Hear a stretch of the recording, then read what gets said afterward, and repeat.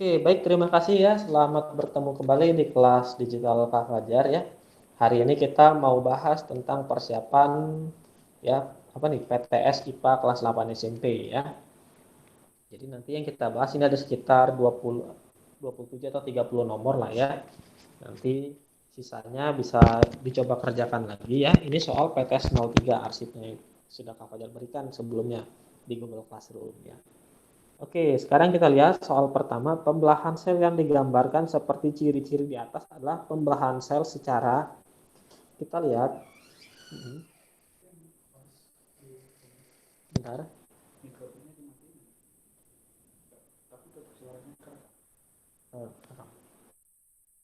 Ya, ini tuh.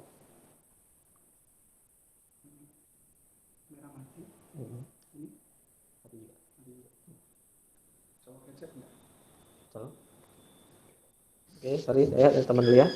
Nah, ini gambar pembelahannya. Yang pertama terjadinya secara langsung pada sel yang sifatnya prokariotik. Tahu prokariotik nggak?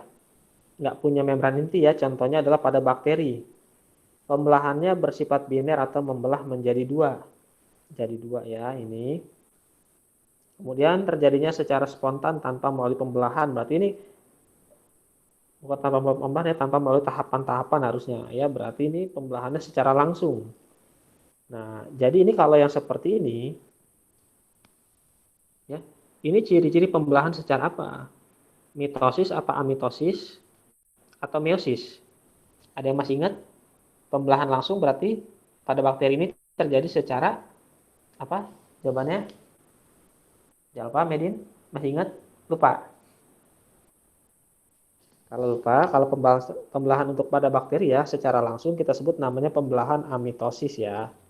Amitosis. Kalau mitosis ini di sel tubuh.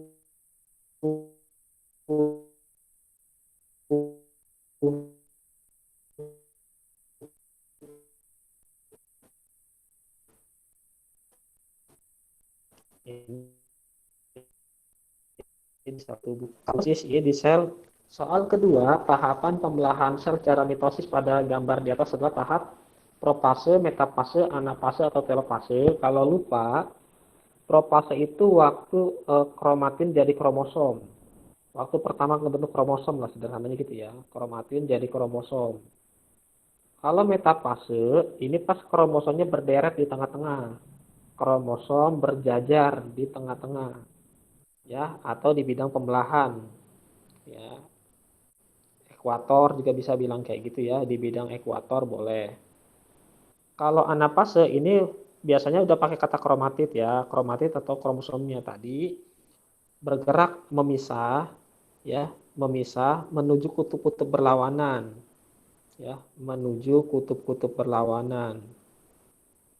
Kemudian kalau telopase ini nanti intinya terbentuk kembali ya, inti terbentuk kembali dan ada sitokinesis. Nah, kira-kira kalau gambar seperti ini, kira-kira tahap yang mana nih? Coba silakan, Alifa, Chelsea, Anafase. Jalfa apa? Anafase. Ya, ini anafase. Kenapa? Kita lihat di sini, ini kromatidnya sudah bergerak ada yang ke bawah, yang ini kromatidnya bergerak ke atas ya, sudah berpisah menuju kutub-kutub berlawanan. Jadi ini anafase. Paham ya? Oke, selanjutnya. Nah, ini tahapan pembelahan sel yang dimiliki dari ciri-ciri di atas adalah pembelahan tahap apa? Profase, metafase, anafase, atau telofase. Kata kuncinya ada membran intinya mulai terbentuk kembali dan terjadi sitokinesis. Ya, lihat di nomor 2 sama nomor 3 saja. Kalau bingung itu yang mana kita lihat ke sini. Tuh, dia lebih profase, metafase, anafase, atau telofase dilihat. Ya, nah dia yang mana coba? Yang mana? Coba Pau, Medin, Alipe, Naput. Kalau ada sitokinesis, jadi selnya jadi dua lagi. Deka. Ya, selnya nggak boleh jadi dua. Yang mana? Ya kayak gini gambar kurang lebih. Pau jawab yang mana Pau? Apa? Pau Hah? jawab yang mana? D Jawab bukan? yang mana? Ya, D. jawabannya D ya, telopase ya. Karena ada sitokinesis atau pembagian sitoplasma. Ini ciri khasnya, ciri khas dari telopase ya.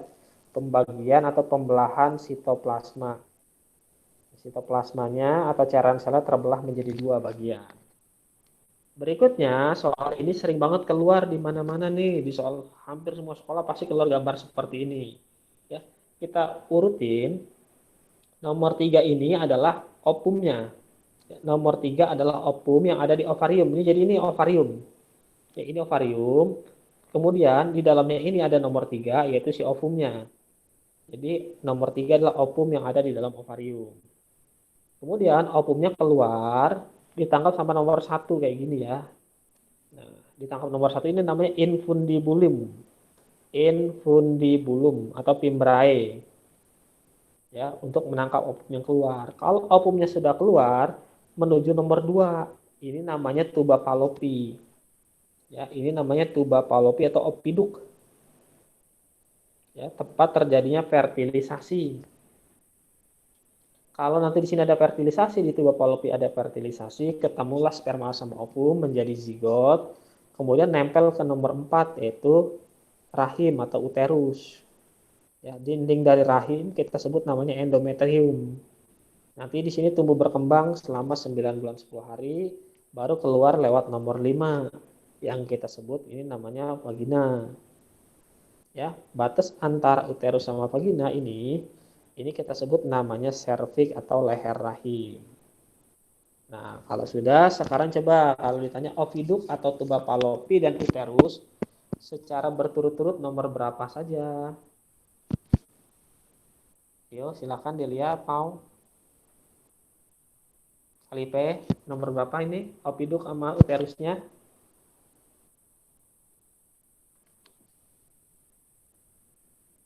Alifa, 2 Pau. sama 4, Kak. Oviduk nomor 2, uterusnya nomor 4. Ya, benar ya. Jangan malu-malu jawabnya ya, jawab aja. Kalau ini sudah, coba dilihat lagi gambarnya dulu. Soal berikutnya mirip seperti tadi. Perjalanan opum atau sel telur. Ya, perjalanan opum atau sel telur sampai pembuahan atau fertilisasi. Ya. Nah, ini secara berturut-turut lewat mana? Tadi sudah sempat disebut. Nih, kami ulang ya. Pertama dia adanya di ovarium. Ya, di ovarium itu ini nih. Ini semua ini namanya ovarium ya. Semua namanya ovarium. Kemudian dari ovarium dia masuk ke infundibulum. Kemudian ke tuba palopi, di sini ada pembuahan, baru masuk ke uterus. Ya kan sampai jadi zigot atau embrio aja di sini ya. Nah, jadi kalau di sini pertama dari mana dulu coba? Ayo coba diulang lagi coba. Dari mana pertama? Ovum adanya di mana ovum? Adanya di indung telur alias namanya ovarium. Kalau lupa. Dari ovarium kemana lagi coba? Ada yang tahu nggak tadi? Ya, kayaknya belum baca sama sekali ya. Makanya diulang lagi kalau mau ulangan jangan pas malam haknya tuh. Dari ovarium masuk ke infundibulum. Berarti dari nomor 5 ke nomor 2. Infundibulum masuk ke tuba palopi nomor 6. Jadi habis 2, 5, 6. Terus tuba palopi masuk ke uterus nomor 4. Ini jawabannya. Nah, ada nggak tuh jawaban kayak gini? Nggak ada ya. Nah, berarti dari sananya nggak ada ya jawabannya begini. Harusnya 25, 64 ya.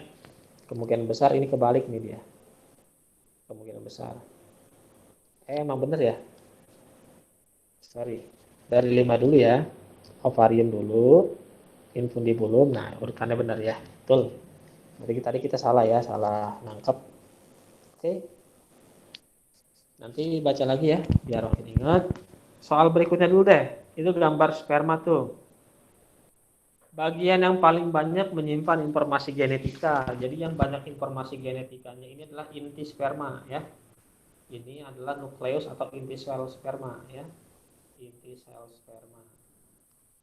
Jadi jawabannya adalah yang nukleus. Di sini ini isinya DNA nih. Di sini isinya DNA.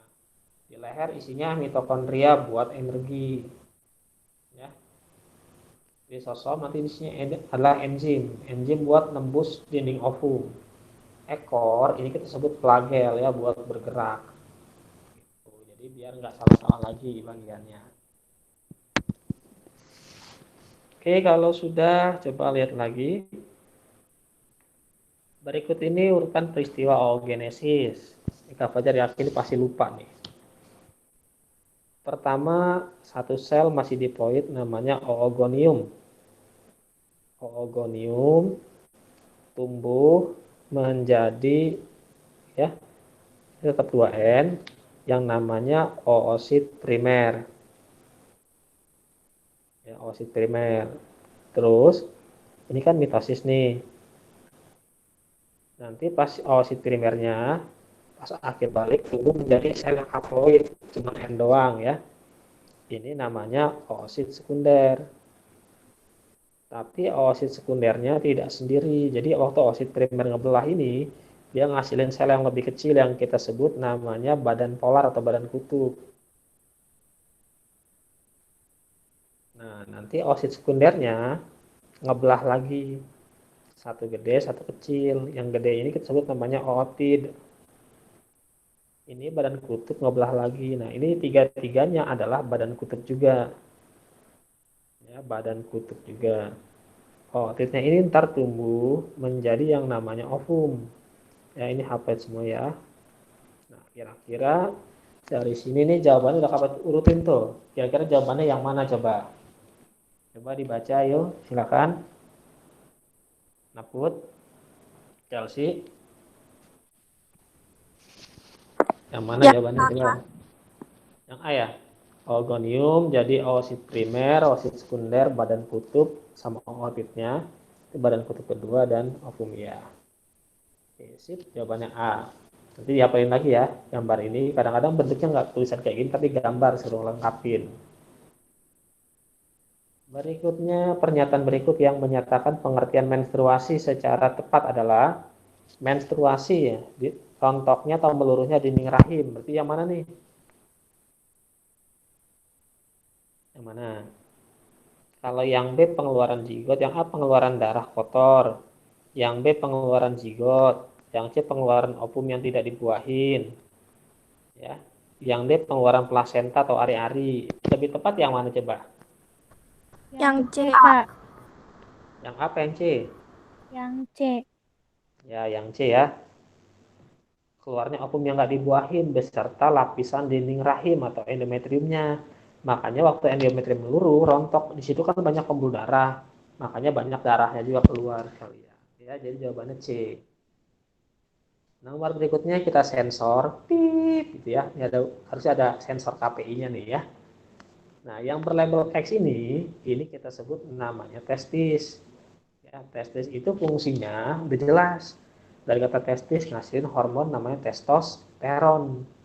Sekaligus ngasih namanya sperma ya. Jadi jawabannya yang B. Jangan sampai salah. Ya, kalau di atasnya testis, ya, kalau yang di atasnya testis ini siapa yang hapus lagi? Ini ada namanya epididymis. Ya, ini ada namanya epididymis. Kalau epididymis nanti buat proses pematangan sperma ya di sperma matang. Jadi sperma dibikin di testis, tapi dimatanginnya di epididymis. Ya, oke, itu nomor berapa ini nggak tahu ya. Nomor selanjutnya dulu. Setelah terjadi fertilisasi, zigot tumbuh menjadi embrio. Embrionya kemudian nempel, tumbuh dan berkembang pada organ apa nih? Ovarium, cervix, uterus alias rahim, apa tuba fallopi alias oviduk. Yang mana jawabannya coba? Gimana? Ayo coba silakan yang mana?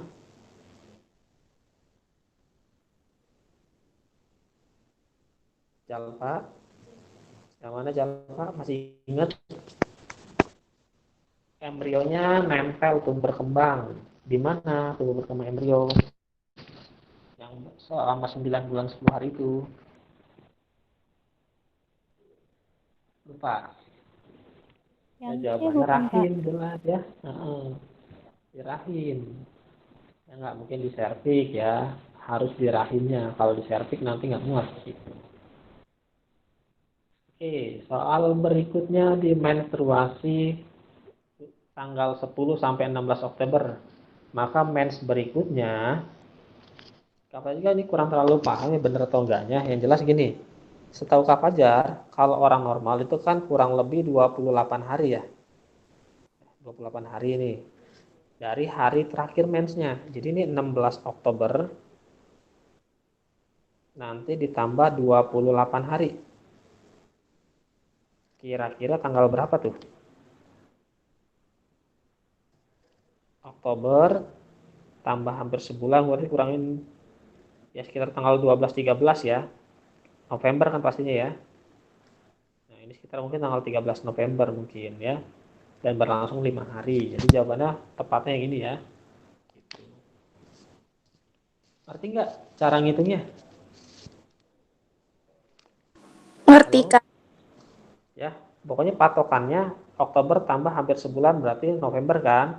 Kalau sini 16, ya kan ini 16, 17, 18, 19, kalau tambah 28 kan cukup kurangin 2 atau 3 hari aja buat di bulan berikutnya ya. Gitu. Oke, nanti coba hitung lagi aja ya. Nah, ini berikutnya salah satu selaput bungkus embrio adalah amnion atau ketuban. Amnion ini nama lainnya ketuban. Nah, cairan ketuban atau selaput ketuban ini fungsinya buat apa? Yuk, ada yang tahu? Yang D, Kak. Ya, melindungi bayi dari benturan ya atau embrio dari benturan. Janin dari benturan. Kenapa? Jadi dalam perut ibu, misalkan nih perutnya kok kayak gini. Nah, misalkan perutnya seperti ini nih. Nah, ini bayinya masih di sini nih. Ini embrionya ya. Ini kayak masih cicak itu. Nah, ini ada selaput embrionya. Kenapa harus seperti ini ada selaput embrionya? Karena kan perut ibu suatu saat mungkin lagi naik ojek, kebentur, tung gitu ya. Jadi biar bayinya nggak penyok pas lahir. Jadi udah ada perlindungan alamiahnya ya. Di JNE aja, JNE, si cepat ya, JNT, ada styrofoamnya juga. Atau ada apanya tuh namanya bubble wrapnya ya, biar anti benturan. Masa dalam rahim ibu nggak ada ya. Oke, berikutnya ini ada ciri-ciri penyakit.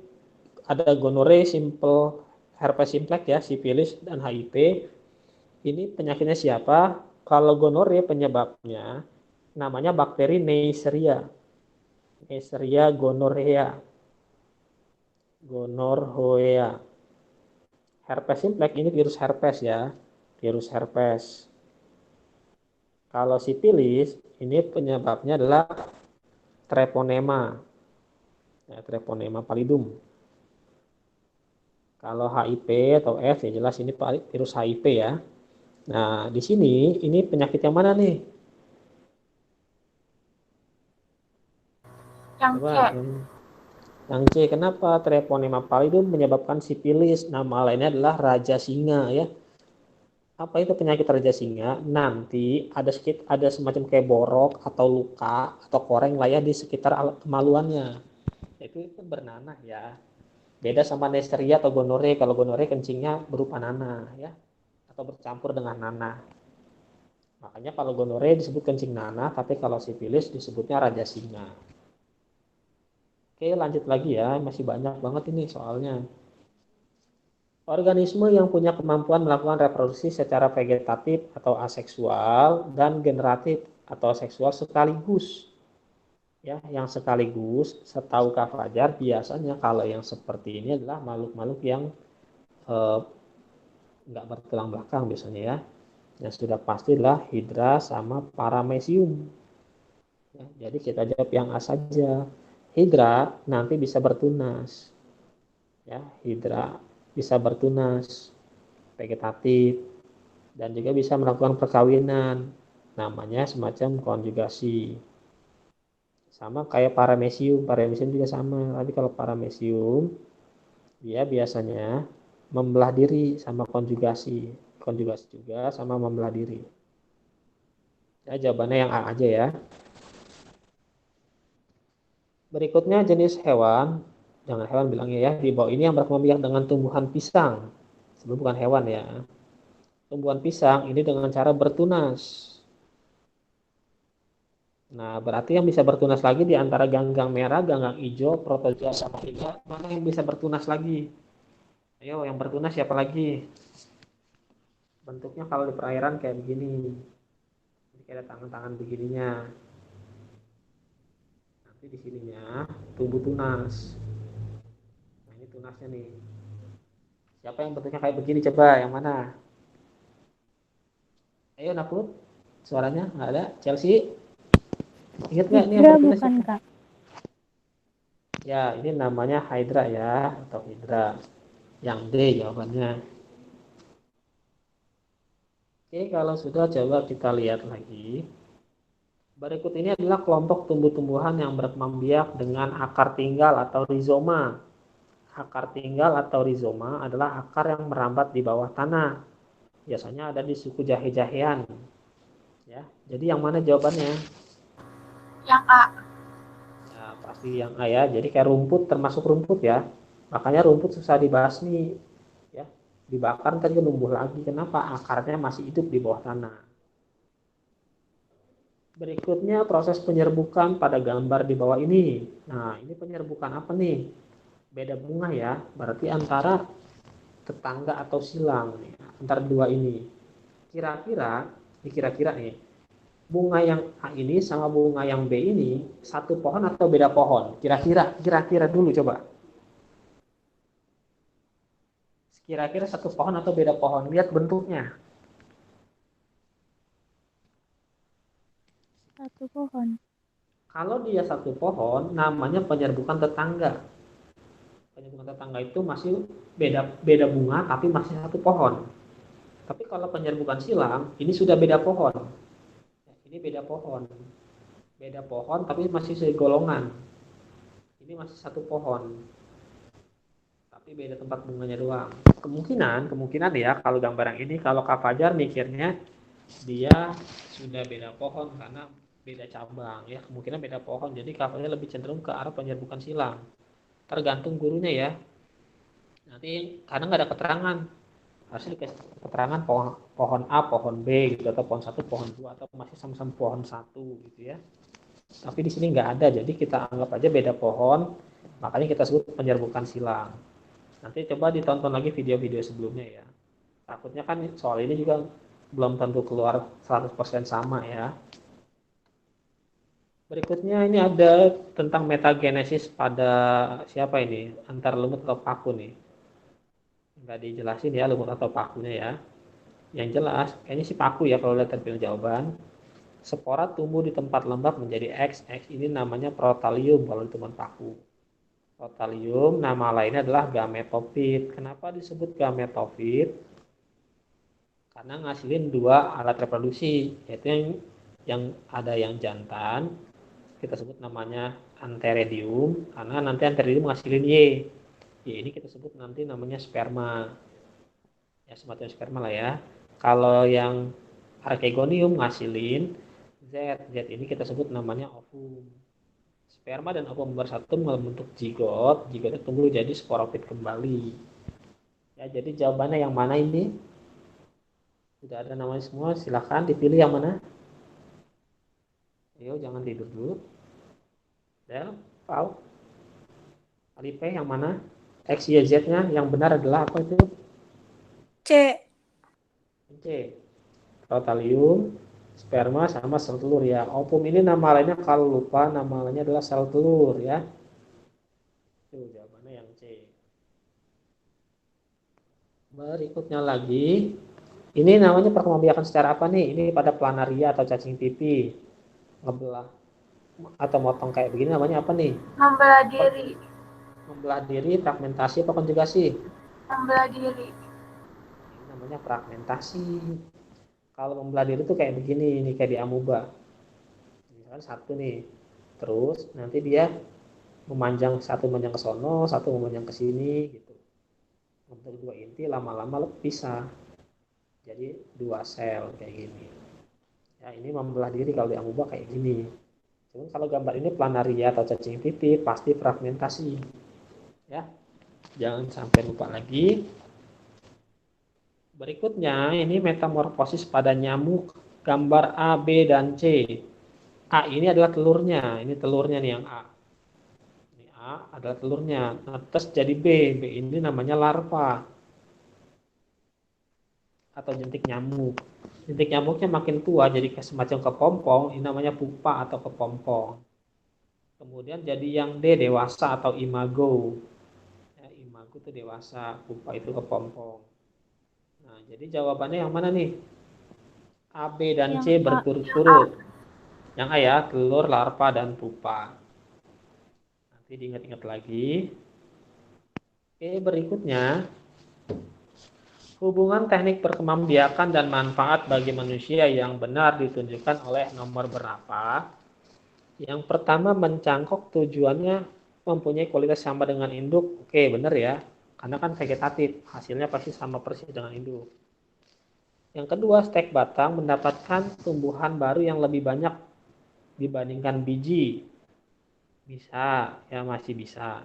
Tapi ini biasanya kalau yang begini pakai namanya kultur jaringan ya. Kalau dapat banyak banget kultur jaringan kalau yang modern. Ya, tapi ini jangan kita pilih dulu ya. Kalau menyambung apa mendapatkan sifat unggul dari gabungan kedua induk tanaman yang disambung. Ya, ini benar ya. Menempel sama seperti menyambung keuntungannya. Ya, jadi jawabannya lebih cenderung adalah nomor 1 sama 3 ya. Mencangkok dapat tanaman yang sama persis dengan induk, menyambung dan menempel. Tujuannya buat mendapatkan gabungan sifat unggul dari semua atau gabungan kedua induknya. Jadi jawabannya di sini ada nggak 1 3? Nggak ada ya? Harusnya 1 3 ya yang benar ya. Kita bikin aja jawabannya 1 dan 3. Oke, mudah-mudahan besok ini udah berubah soalnya kalau keluar lagi. Berikutnya sama nggak? Tahu nggak ini nih? Ini proses apa ini? Ada satu tanaman, diambil potongannya, dipotong sedikit aja. Potongan yang kecil tadi ditaruh di agar-agar khusus, lama-lama ntar tumbuh jadi tanaman baru yang sama persis dengan tanaman aslinya atau tanaman induknya. Inilah yang namanya kultur jaringan. Ya. Jadi dari satu bagian tanaman bisa dibikin 1.000 potong. Nah, 1.000 potong ntar tumbuh semua ya. Jadi keunggulan adalah mendapatkan bibit yang banyak ya. Kalau untuk kultur jaringan, mendapatkan bibit tanaman yang banyak dan sifatnya sama persis atau sama dengan induknya. Kira-kira jadi jawabannya ini yang B ya. Ngerti nggak nih, Els? Alipe, Naput, Ngerti, jangan Kak. tidur dulu. Masih banyak ini. Ya, masih ada 3 halaman lagi. Nah, ini gambar ini nih di lebah. Telur lebah yang tidak dibuahin nanti tumbuh menjadi lebah pekerja. Sedangkan telur yang dibuahin menjadi lebah ratu. Ini namanya proses apa ini? Yang Metagenesis atau B atau partenogenesis? yang B bukan, Kak? Ya, yang B ya, partenogenesis. Kalau metagenesis ini biasanya terjadinya di ubur-ubur ya. Kalau di hewan di ubur-ubur. Gitu. Oke, kalau sudah satu lagi ini ada sedikit ya tentang materi genetik. Pernyataan tentang kromosom, DNA, serta inti yang benar adalah yang mana nih coba? DNA bentuknya helix ganda benar ya, terpilin benar. Nanti terpilin ngebentuk kromosom ya, adanya di dalam apa di luar inti? DNA itu adanya di dalam apa di luar inti coba?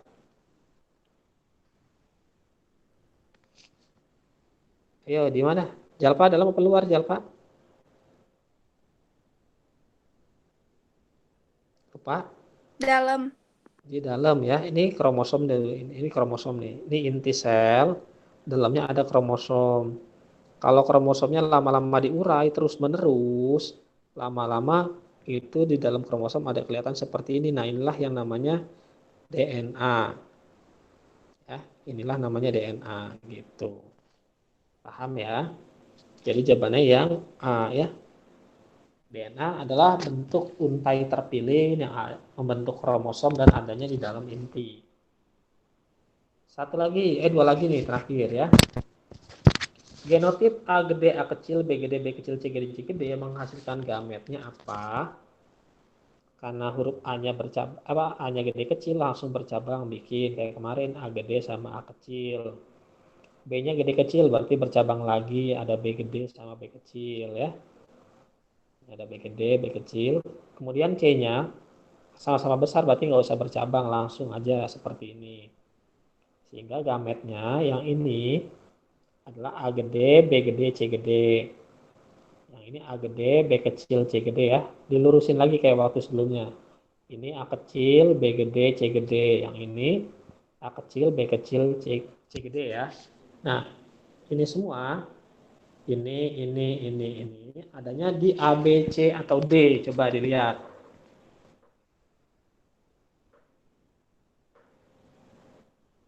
Ayo silakan coba adanya di mana itu? Yang mana coba? Yang D. Yang D.